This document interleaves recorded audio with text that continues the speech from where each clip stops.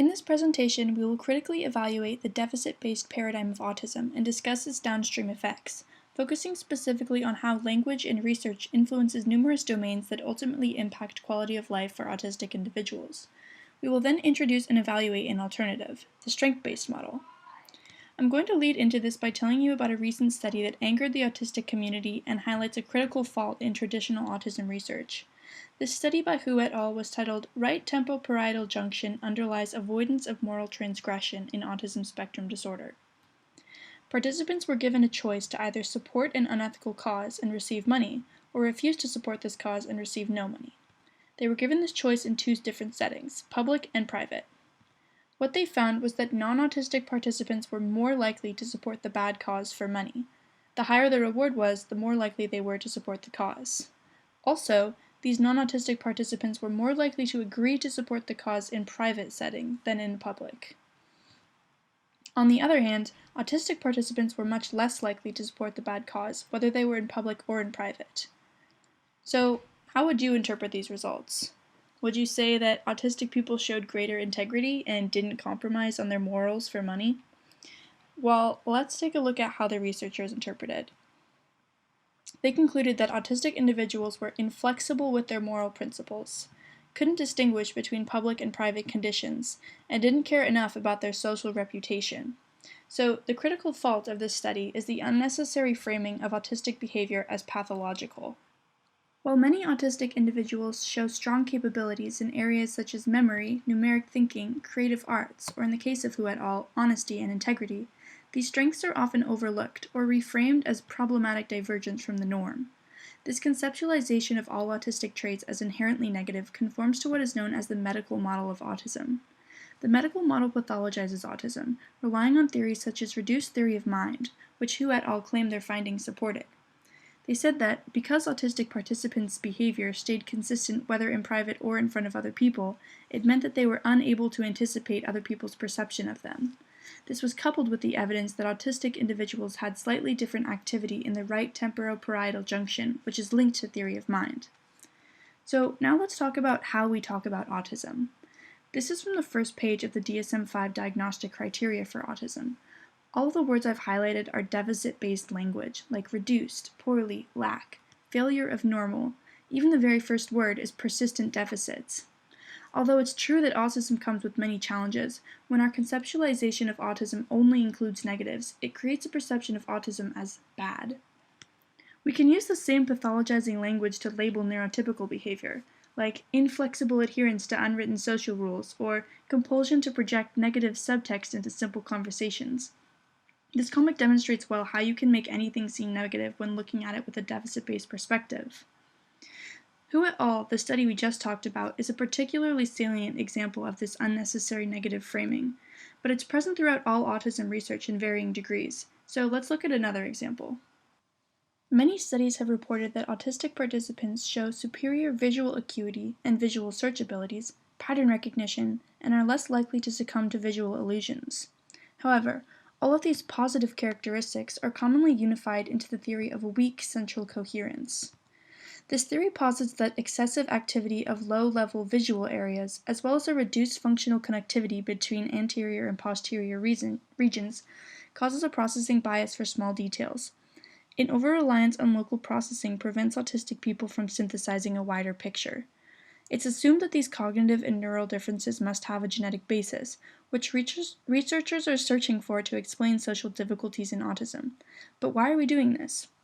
With the option to highlight strengths, such as enhanced local processing, or deficits, such as impaired global processing, in the context of autism, researchers usually opt for the latter, emphasizing deficits while ignoring potential strengths. This primes research to look for causes and cures, i.e., problems in the individual, rather than in the structures of the wider system that introduce barriers for anyone that diverges from the norm.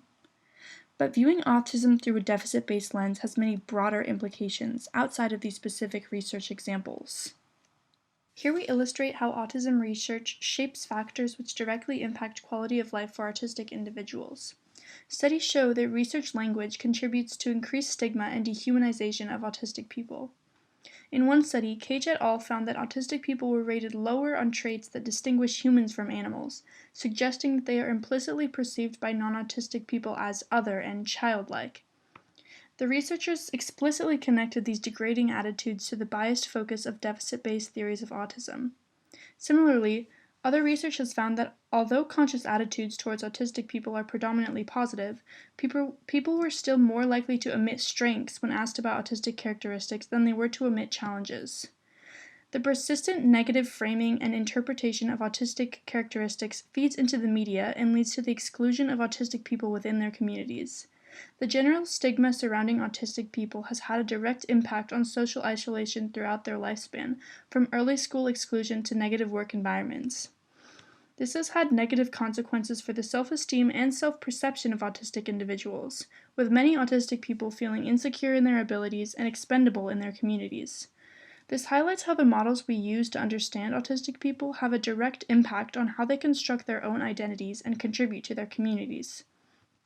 So, we keep mentioning autistic strengths, but what exactly do we mean when we talk about strengths? Strengths are specific qualities that enable and empower an individual towards positive outcomes. There are many qualities associated with autism which should be considered strengths within both scientific research and wider society. There are also a lot of areas where autistic people show no differences in ability compared to neurotypicals. The strength-based model changes the foundational language and lens with which we approach autism. It places emphasis on the positive attributes of autism and the ways in which they can enrich society, rather than attempting to change or suppress them. Strength-based paradigms highlight how autistic individuals can leverage their skills to better function and improve their quality of life. In terms of research, this approach focuses less on the causes and underlying mechanisms of autism and instead subscribes more to the social model of autism, focusing on how structures in our social systems, such as schools and workplaces, are flawed in their ability to accommodate different types of people. But has this model actually shown better outcomes for autistic individuals? The short answer is yes. Firstly, one study found a correlation between the number of positive traits autistic people attributed to autism and their own overall self-esteem. Thus, the more we can encourage positive associations with autism in the media, the public, and in the self, the more beneficial impact it will have on the autistic community. Many studies have also found that strength-based parenting techniques, which involve focusing on what the kid can do, for example, they can participate socially if it involves an activity they are interested in, result in better overall well-being, lower anxiety and depression, better communication, and less stressful family dynamics. One 3-year cross-sectional study investigating the outcomes of a community strength-based program for autistic teens found that parents reported a significant increase in their children's health and well-being, social relationships and interactions, confidence and self-esteem, and self-belonging.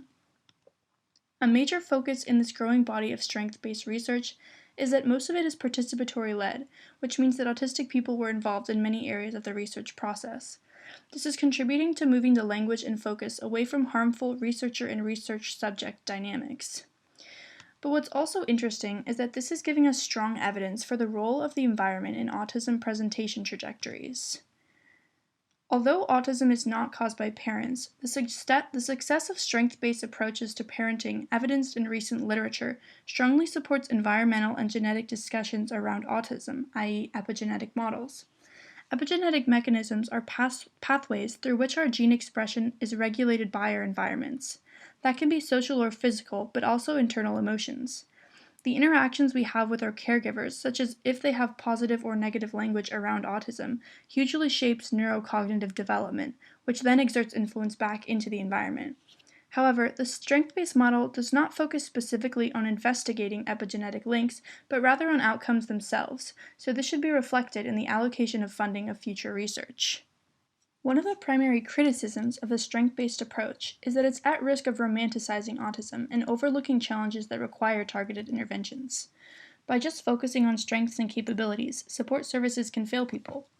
For example, delayed speech development is a common occurrence in autism, and specific interventions like speech therapy require psycholinguistics research based on the medical model. Having the tools to communicate and express yourself with people around you is invaluable. If we were to just overlook communication challenges to focus on strengths alone, the strengths-based model would not help overall well-being. Although skill and confidence building can be a good thing in and of itself, it's also important to acknowledge how certain environmental barriers will exist regardless of the person's strengths. So, what we really want you as the audience to take away is that we need a nuanced and participant-led approach to autism research. The language we use at the research level has far-reaching effects. We have to be reflexive and aware of what our goals are in research. What effects might our approach have later on down the line? Between medical and social models, there may not be one single paradigm which has the best outcomes on all levels. However, the strength-based approach can be used in conjunction with other methods to improve quality of life. The strength-based approach is a step towards rectifying the damage caused by the medical model. However, the onus should not fall on autistic people alone to adapt to function in society.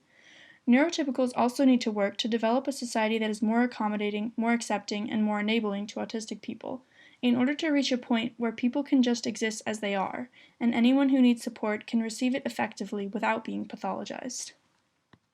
Thank you for listening.